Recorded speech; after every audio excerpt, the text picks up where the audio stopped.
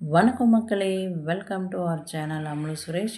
இன்றைக்கி என்ன வீடியோ பார்க்க போகிறோன்னா, ஒரு டேஸ்டியான சுவையான க்ரீன் சிக்கன் எப்படி செய்கிறதுன்னா இந்த வீடியோவில் பார்க்க போகிறோம். வாங்க வீடியோக்குள்ளே போகலாம்.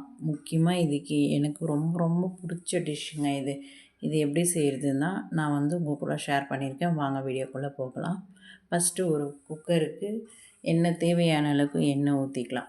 எண்ணெய் ஊற்றிக்கினதுக்கப்புறம் நம்ம பொடிசாக கட் பண்ணி வச்சுருக்கேன் ஒரு வெங்காயம், கொஞ்சோண்டு கருவேப்பிலை சேர்த்து நல்லா ஃப்ரை பண்ணிக்கலாம்.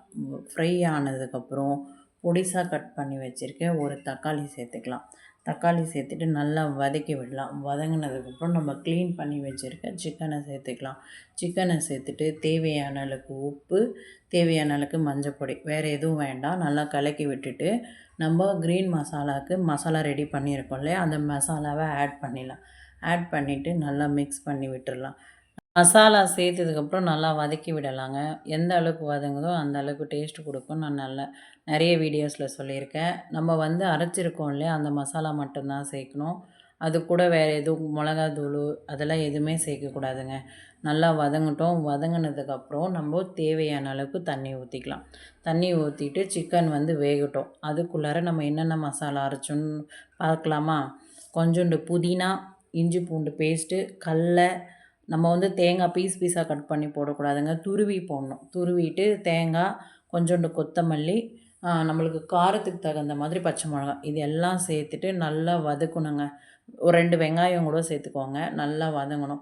பொட்டுக்கடல இதெல்லாம் சேர்த்து நல்லா வதக்கிட்டு ஒரு மிக்ஸி ஜாருக்கு போட்டு நல்லா நைஸாக அரைச்சி வச்சுக்கணுங்க. இது தாங்க க்ரீன் மசாலா. அதுக்கப்புறம் பட்டை வகையும் சேர்த்துக்கணும்.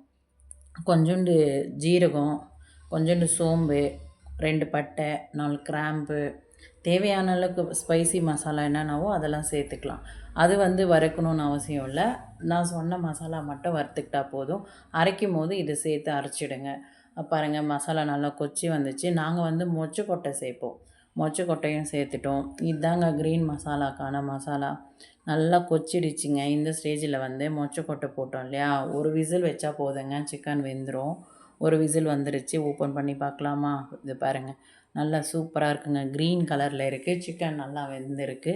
தண்ணி சுண்டுற மாதிரி கொதிக்க வச்சிடலாம். சுவையான க்ரீன் மசாலா ரெடிங்க.